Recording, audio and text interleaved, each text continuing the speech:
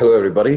My name is Praveen Joseph. I'm part of the cybersecurity business unit based in Dubai, working as a cybersecurity consultant and trainer. And I'd like to take a second to welcome you for joining us today. This is the first of a two-part web awareness series that we are launching on the whole new and interesting topic of GDPR, the General Data Protection Regulation. It is really upon us, and as you know, it's effective from the 25th of May 2018 onwards. How many organizations can really say with full confidence that they are ready for GDPR, they know what they have to do, and they have already started working on it? Not too many, to be honest. So this is the first of our GDPR awareness sessions, and primarily today we are going to be talking on the basics really of GDPR. So I don't see the session extending beyond 50 to 60 minutes. So do stay with me. I've got a really interesting session, and I hope it's going to be very useful for you today. Let's look at what the agenda really is. So like I said, we are focusing primarily on the why as well as the what aspects of GDPR. So we'll start with the first section, wherein we'll cover a little bit about the history of data protection regulation in the EU as a region per se. Now, you will agree with me that Europe as a region has some of the most advanced, the most mature implementations of data privacy regulations. So let's take a quick look at what really has transpired in this region in the area of privacy as a whole. And this will really set the stage for where GDPR is coming from and why really this regulation is going to be a game changer. We'll take a quick look at these aspects in the first section of the presentation today. In the second section, we'll look at the basic foundations of GDPR. Really, who does it apply to and who are the entities involved in this regulation? And what are the so-called data processing principles that GDPR really defines? And from there, we're going to look at how Ingram Micro as a team, as a solutions provider, is helping our partners as well as our end customers of the partners, of course, through the partners themselves, address their GDPR requirements. What is the solution set that we bring to the table today and how we can help you? This is what we'll look in section 3. And lastly, we'll go into the fourth section, which is your next steps from this session. What really do you need to do next, right? Let me remind you guys at the outset, if you have any questions, please feel free to write to me. You have my email ID. It's praveen.vackayil@ingrammicro.com. If you cannot spell it, it's Praveen, Praveen.vackayil@ingrammicro.com. So feel free to write to me with your questions or comments at any point in time. I'm more than happy to have them. And we'll get back to you at the earliest with responses. Okay, with that context being said, let's get down into the crux of today's session, starting with why really do we need GDPR? First off, guys, like I said, I wanted to start with a quick history, so to speak, of the data protection and regulation landscape in Europe. Like I said, Europe has one of the most mature, the most advanced implementations of data privacy regulations. And this has been the case for quite some time, like you'll see in this timeline up here on your slides. Way back in 1948 itself, soon after World War II ended, right, is when the Universal Declaration of Human Rights was launched. And this particular law or treaty, so to speak, had privacy as one of the most basic fundamental human rights. Now, it wasn't really centered around privacy itself, the entire contents of this new implementation, but privacy was one of the most core concepts that it covered, and it was stated that an individual's right to privacy was to be considered as a basic human right itself, right? And this was followed by 1950, wherein we saw the European Convention of Human Rights coming into the picture. And again, an individual's right to a private life was recognized as well in this new international treaty. And then much later in 1981 was when the Convention for Protection of Individuals with regard to automated processing of personal data, also known as Convention 108, because the first name is quite a mouthful if you look at it, right? So Convention 108 recognized that any organization that is using a computing device or an automated mechanism to process personal data is actually responsible for safeguarding this personal data, right? So this particular convention says that Europe was really ahead of its time when it came to recognizing the data privacy risks associated with using computing devices for processing of personal data. So 1981, back when countries were still just embracing the new computer revolution, right? They already had a regulation back then talking about data privacy when you're using computers or such devices for data protection, for data processing rather. Much later in 1995, we had a new directive called the Data Protection Directive, also known as Directive 95/46/EC. Much towards the right-hand side of your screen, you see that there were two primary objectives to the directive.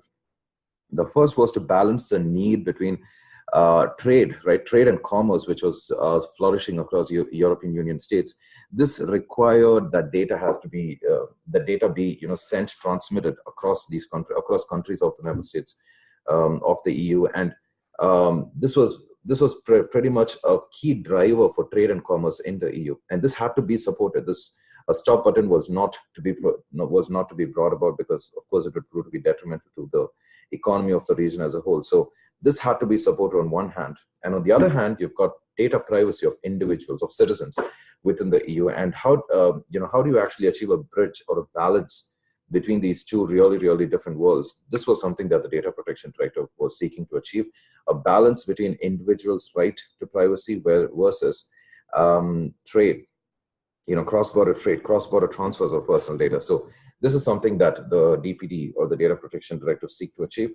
And the second area of focus was consistency in data protection or data privacy regulation across the European Union. So different countries had their own approaches. Inconsistencies led to inefficiencies and conflicts between member states. And this was visible in multiple court cases pertinent to data privacy that were being faced by European courts. So a consistent EU-wide application was something else that the DPD seeked to achieve. How successful was it in doing this? It's a different subject altogether, but guys, the short answer is it wasn't really all that successful. So that is one of the many motivations for the need for a new regulation. GDPR was proposed by the European Commission in the year 2010. It was signed on the 25th of May 2016, and it comes into effect from the 25th of May this year onwards, right? So organizations are still trying to understand, coming to terms with the changes that GDPR is going to bring about to their operations, and still trying to understand how really does this apply to them, to their enterprises, especially the large ones, especially the data-driven ones, right? So this is the current state of affairs. Come 25th of May this year, we still have just about 5 months from today left. It will be really interesting to see how organizations adopt to the change. What are the organizations that are going to get penalized or get fined? Fines is yet another very interesting area of GDPR. We'll be talking about this, guys. And how are organizations going to adopt or start implementing measures to meet the requirements of GDPR? It's going to be really interesting to see.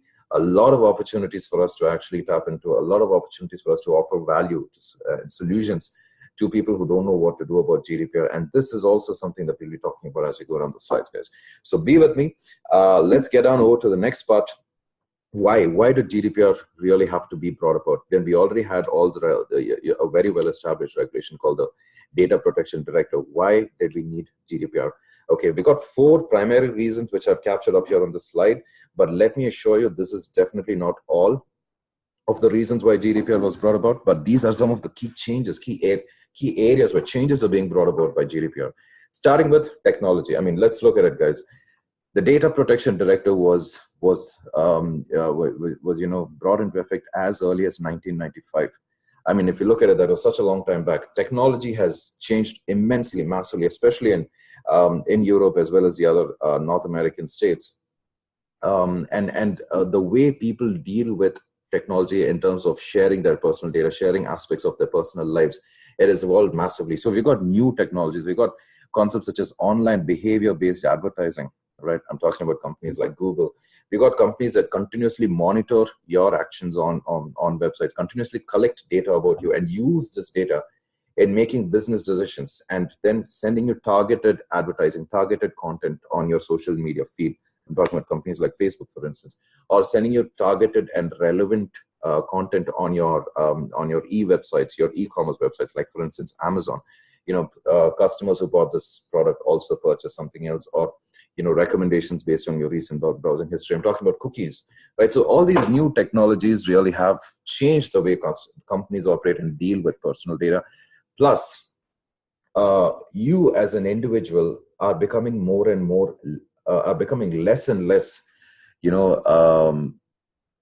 less and less empowered to deal with how these companies are processing your data, right? So for instance, let's Let's consider the case of a person who's recently purchased an Android mobile device, right? So many of these features are based on the concept that you are willing to give up your privacy. So let's take the simple example of the assistant, the Google Assistant or Siri on your iPhone, right? These devices actually come up just from the moment that you say, okay, Google, in the case of Android. So this means your words, your voice is being recorded by this device. Now, Google claims that the recording happens only from the moment that you mention the phrase, okay, Google. So it's only then that the recording kicks in. But then the question is really, how does it know you mentioned, okay, Google, if it is not recording your conversations at all points in time? That is question number one. Question number two is, where is all these voice recordings going, right? Google is actually storing your recordings, archiving them for we don't know how long. But then there are decisions that are being taken based on these recordings. There are complex algorithms that are being used to make decisions on what really interests you, and then using these decisions to drive very, very targeted advertising content to you, perhaps on your phone, perhaps maybe on your Facebook social media feed, etc. So your control of your privacy is really, really limited, guys, and you are not at all empowered. If you are, let's say, an EU citizen who's making use of services provided by these countries, by these companies, your power is really, really limited, and that's how things are today.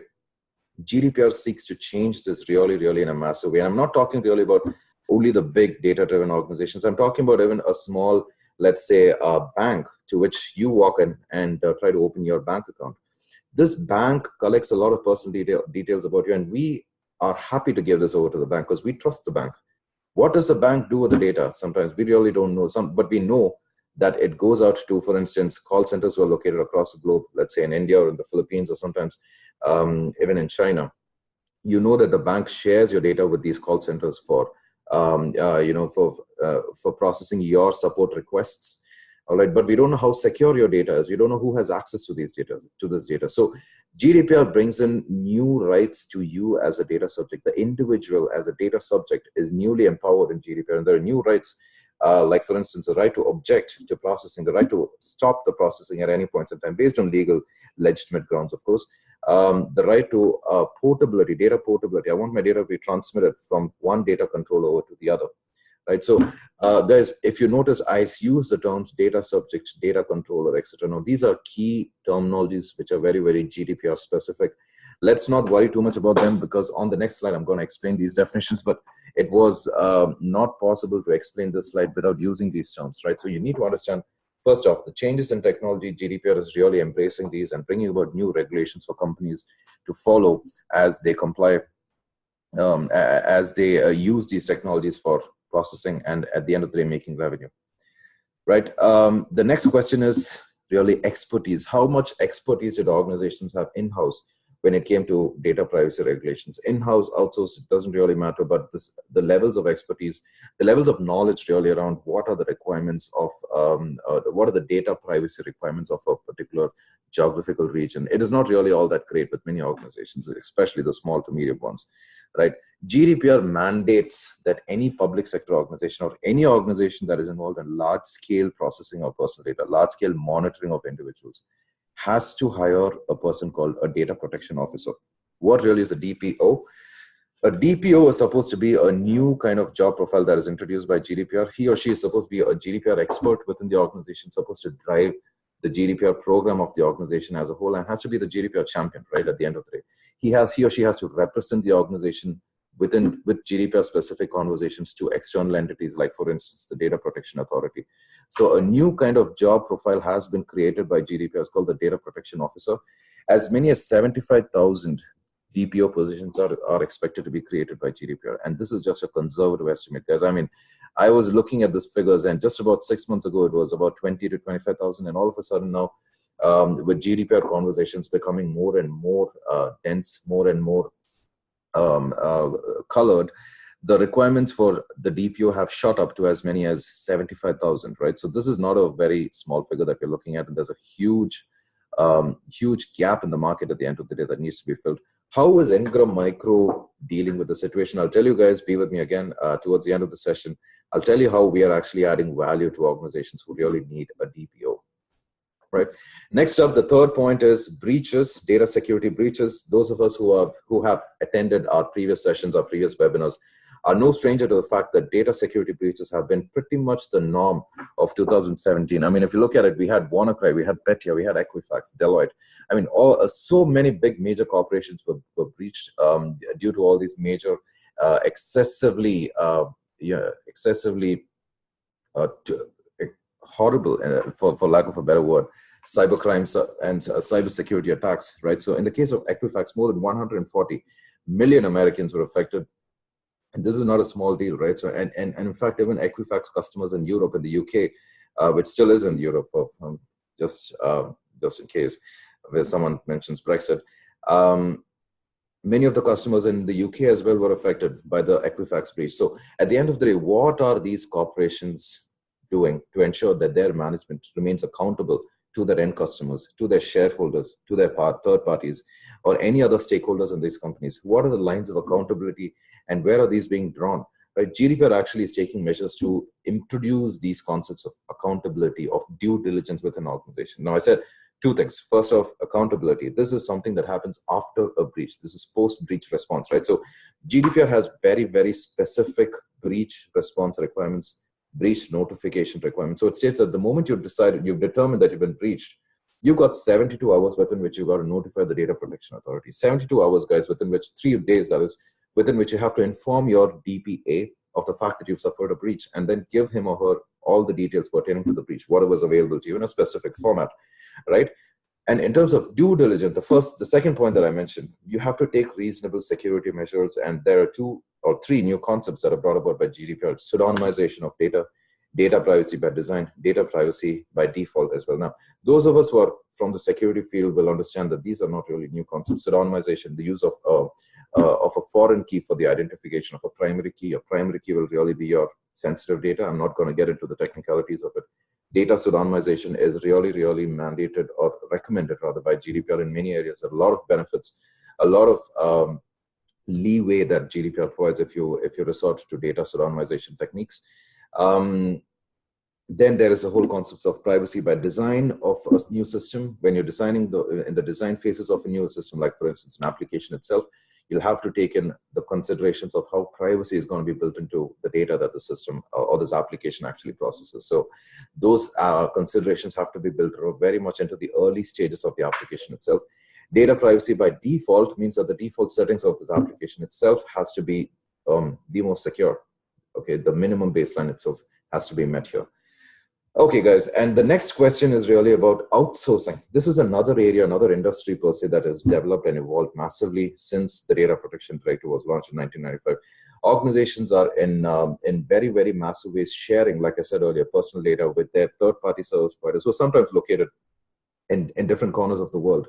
So your EU data is really being shared with customers, with companies that are in a country that does not fall under EU purview, like for instance India or China, or for instance Philippines, right?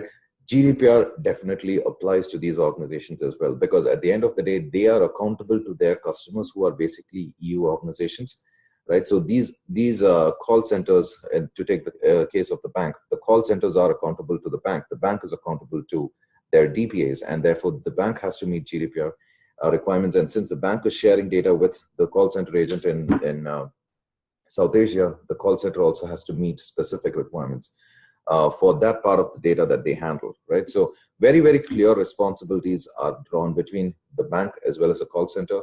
And to use GDPR terminologies, a bank would be called the data controller. The third call center would be called the data processor. Okay, so accountability between these two entities is something that GDPR really, really brings about. Now, I've used a lot of terminologies, guys. I said data subject, I said data control, I said data processor. What really do these terms mean? All this is very, very foundational, very basic to GDPR. In fact, if we go through the regulation, these terminologies will be thrown around quite a lot. Let's take a look at what really is GDPR, starting with who are the key entities involved. Okay, right up here on the slide, you see that the very first, most basic entity of GDPR is your data subject itself. This is the individual whose data we are talking about, individual whose data the GDPR is completely centered around. So this person has to be an EU individual, which means he or she has to be a citizen of the European Union or a resident of the European Union, right? So unfortunately, and quite surprisingly for that matter, GDPR does not have a very explicit definition of the term data subject. Rather, it has definitions of personal data, sensitive personal data, etc., but does not have a very explicit definition for data subject. Rather, we have derived the definition from other definitions for other terms, etc., and we see that it has to be an identified or identifiable natural person. So when you say natural person, this means the person has to be living. He or she should not have been deceased. He should be a living person who is identified or identifiable, which means by direct or indirect methods using personal data pertaining to him or her, right? So this covers pretty much every single person who is alive, guys. I mean, if you look at it, it's a very, very broad definition. So the bottom line is you just have to be an EU citizen or an EU resident and you would be covered under GDPR, right? A data controller is any organization that by definition determines the purposes and the means of data processing. So pay attention to those two keywords, purpose and means, because they appear in the regulation as you see up here on the slide. The purpose and the means, so essentially they determine the how and the why of data processing. So this would be the organization who has a direct relationship to the data subject. And that is what I show up here in the blue arrow. They are accountable to maintaining the privacy of the data subject. The data processor is the third-party call center agent, for instance, that we saw. They process the data on behalf of the data controller. So your cloud service provider who's providing you with outsourced services, outsourced platforms for hosting your application, for example, they would be data processors, if at all they handle the sensitive data of your customers. Right now, this organization may have been established outside of the EU, that it doesn't really matter. As long as they are handling EU data, they would still fall under GDPR purview. Which brings me back to the data controller. A point that I failed to mention was this organization has to have been established in the EU. It has to be monitoring personal data of EUs, or it has to be processing personal data. It has to be monitoring individual EU citizens, EU individuals, right? So these definitions are a little bit more detailed. I'll talk about them sometime on the next slide. And lastly, we come out to the Data Protection Authority. These are already established, nation-level institutions within each EU member state. So these data protection authorities are also called supervisory authorities, are still retained, and they have been empowered with the ability to enforce GDPR within the member states. Data controllers are accountable to the supervisory authority, and the DPO, if you remember, the data protection officer, is responsible for ensuring that the organization's communications to the DPA, the supervisory authority, are carried out on a timely manner, in a correct manner at the end of the day, for instance, when there's been a data security breach. Okay, so I hope you're clear on the entities. We got at a very basic level the subject, the controller, the processor, and lastly, the data protection authority itself. With that, let's get down to the basic pillars of GDPR, the main aspects of this whole regulation.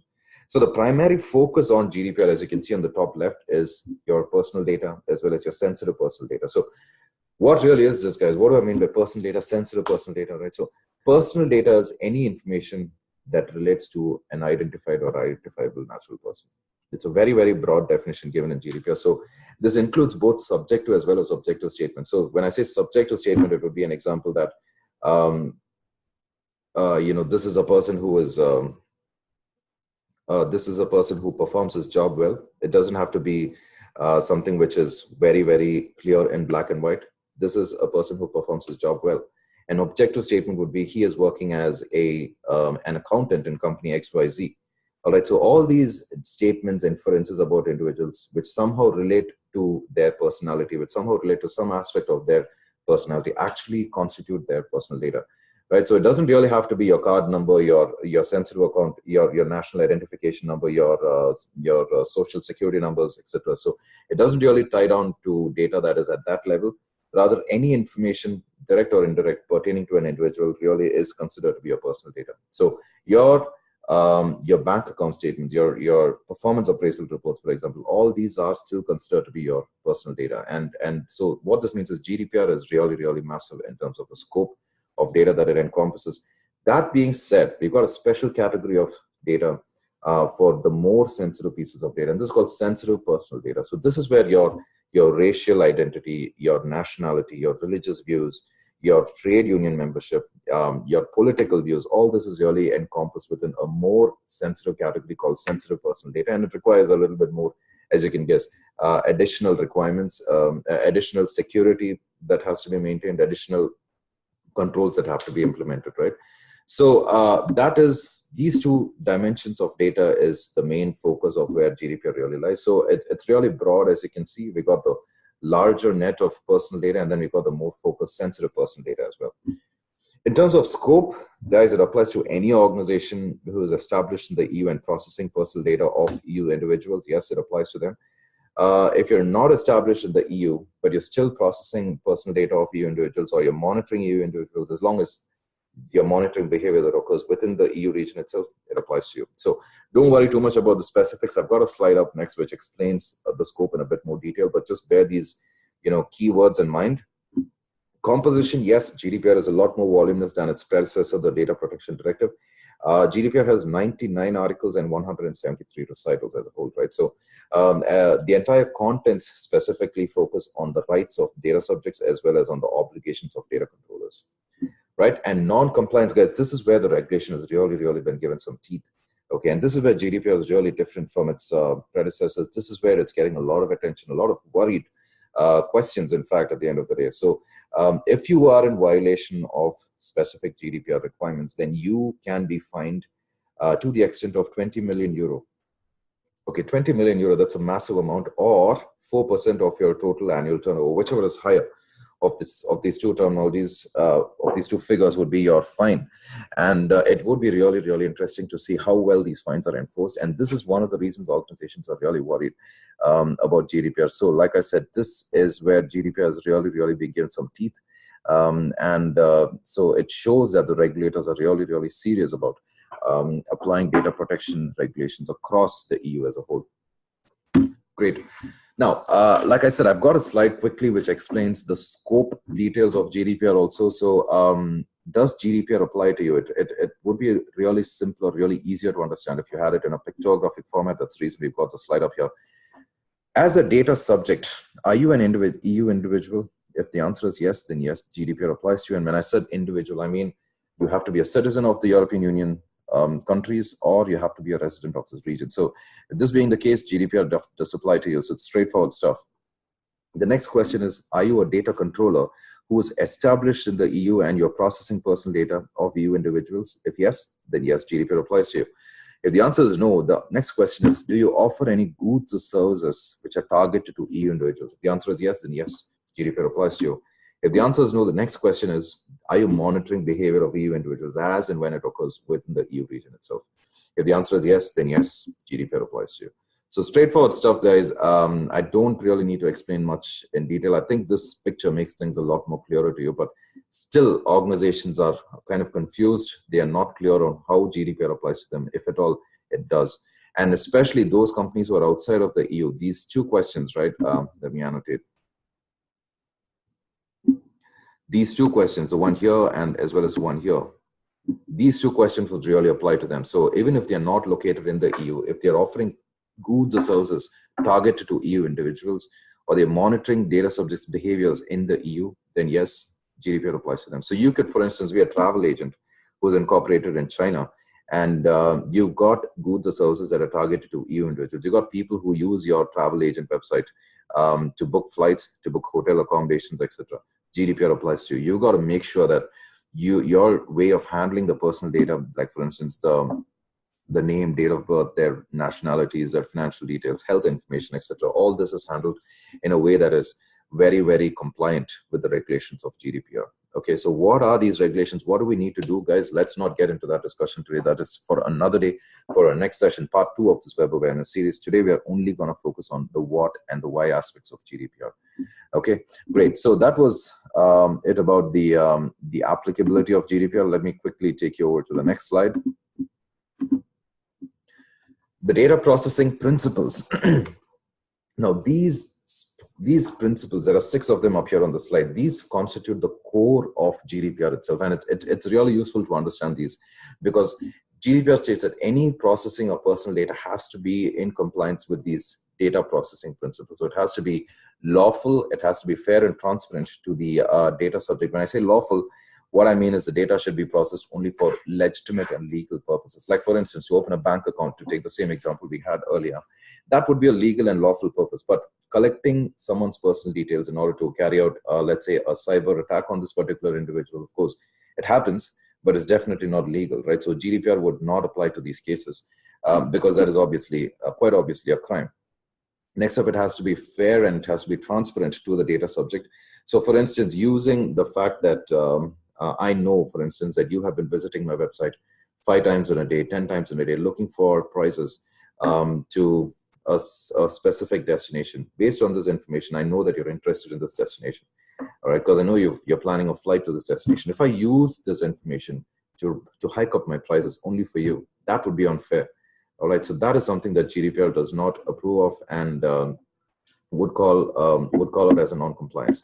Next up, transparency has to be maintained. If I'm going to be using your personal data and sharing it with my third-party service providers or third-party organizations, or I'm selling it to companies so that they can make targeted advertising to you, that would be unfair and untransparent to you if I'm not made it clear to you that I'll be sharing your data with others, right? So I have to make it clear to you that I will be sharing your information to others for marketing purposes or for targeted advertising. And if you're okay with it, is only when I would do it. If you're not, I shouldn't be doing it. So these concepts are very, very small examples, but the definitions are really, really massive in terms of this. So if you think about it, there are many, many multiple use cases and scenarios that can be brought into the picture.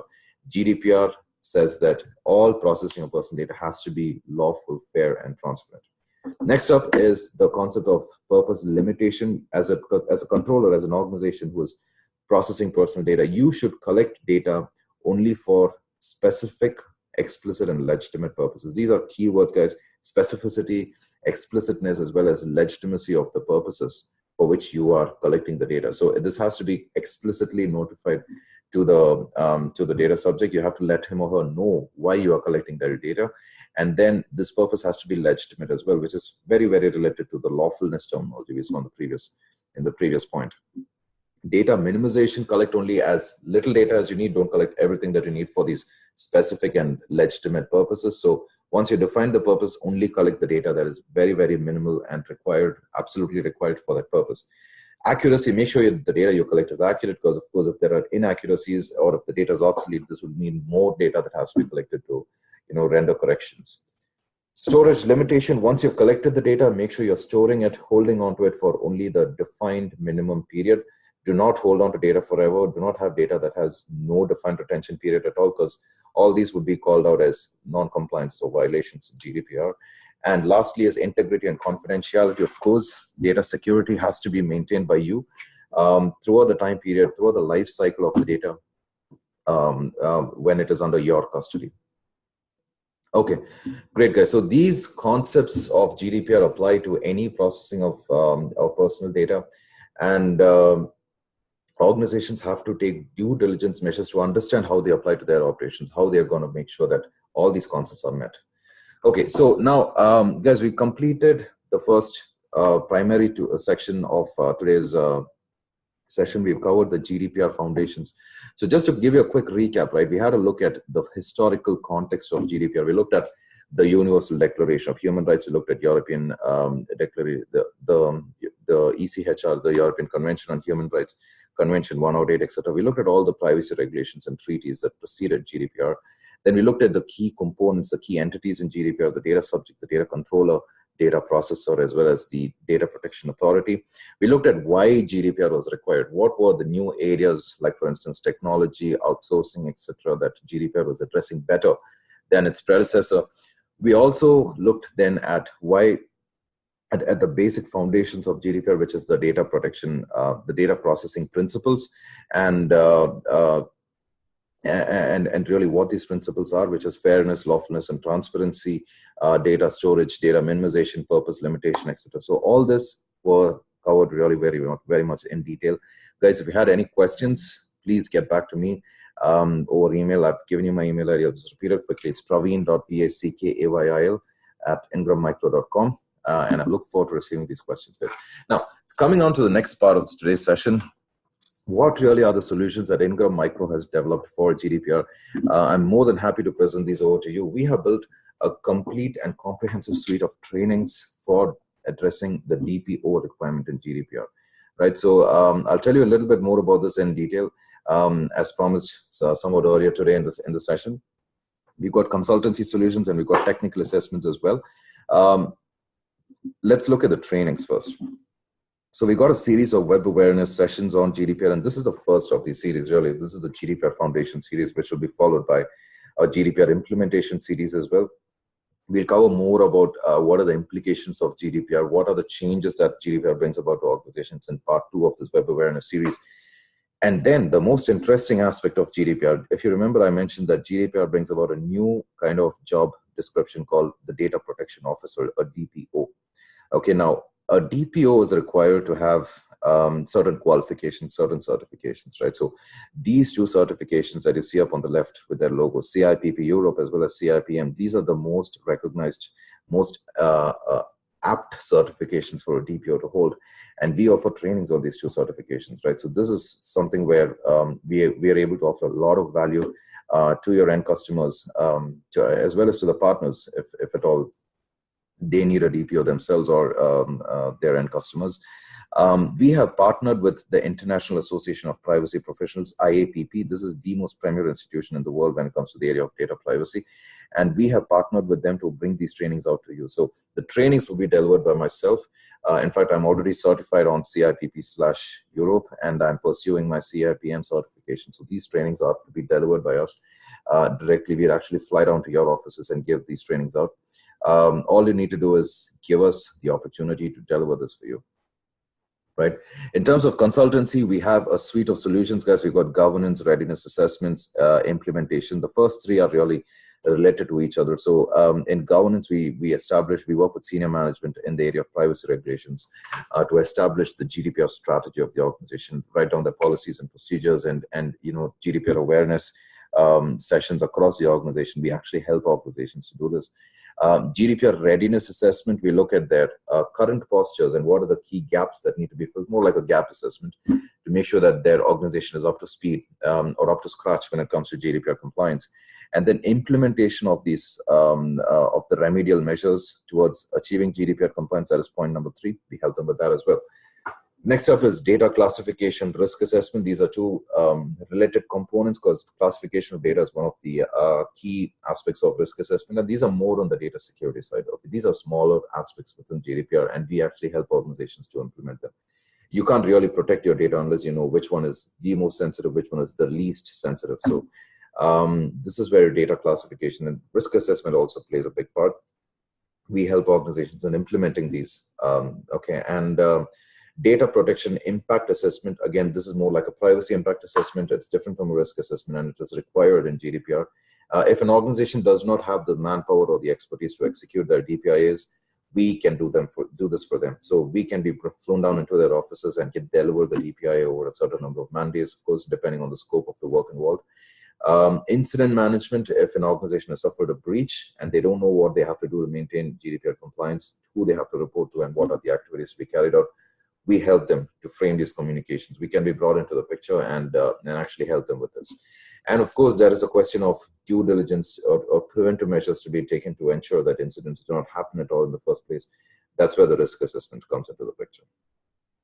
Our technical assessment services still remain available. Those of you who are already familiar with them would not be a stranger to this section. But then for GDPR, data security still remains a top concern, and it is something that cannot be removed from data privacy, right? So our services still remain available. We have the free public discovery reports, the icebreakers, so to speak, right, to get conversations started with your end customers on the data security postures. It's a free report, a free service that we offer. We still offer vulnerability assessments, web app scans, pen tests, managed security services. All this is still available for maintaining GDPR data security per se within the GDPR framework. Guys, a quick slide with some more specific details on our trainings. Like I said, we have the CIPP Europe as well as the CIPM trainings. We partnered with IAPP, the International Association of Privacy Professionals, to bring this training over to you. So this is a 2-day training for each of these exams. CIPPE or CIPM is 2 days each. It is best delivered in person. So, if you have an end customer or a partner who has DPO requirements or needs DPOs to be hired, these are the certifications that they should be looking out for, and we can train these DPO aspirants to actually complete these exams. So please just look out if you have any specific requirements, and get in touch with us, because we are more than happy to actually come down and deliver these trainings out to you. Now, the next part is really on your next steps. What are the next actions that you need to carry out based on your understanding from today's session? Please initiate the conversations with your partners. GDPR is here and now at the beginning of 2018 is when we really need to start taking action. Initiate these conversations with your partners.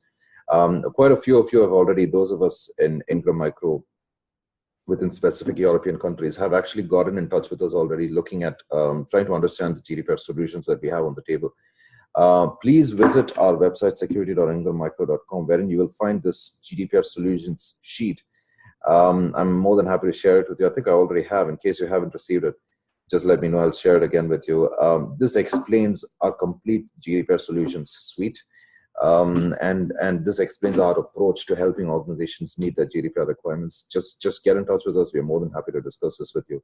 Talk to partners. We can set up meetings together with them, and we can really get going with in terms of delivering of projects. Our next session is on GDPR implementation, which is on the 29th of Jan. Make sure that you also receive the invitation. I'm definitely going to make sure of that. Please do attend. Also invite your partners, because this will be a little bit more detailed than today. We'll be speaking about the how-to aspects of GDPR. What do I do to go about addressing the requirements that GDPR is bringing about to my organization? And of course, step 3, we would be more than happy to schedule trainings as well as delivery of projects with you, as well as your end customers, partners, etc. Guys, that's it. The session's ended, and if you had any questions, please feel free to write them out to me. You have my email ID. I'll repeat it again: Praveen, Praveen.Vackayil@ingrammicro.com. Please do write down to me. More than happy to take them through. We really look forward to having further, deeper, and more insightful conversations one-on-one with you, and as well as your partners and customers on GDPR. Do write to me. Do give us a call. We're available with you. And I do hope the session was useful and was helpful at the end of the day, right? So please let me know if you have any more questions. Thank you, guys. Thank you so much for your attention. I hope you have an awesome day ahead. Thank you.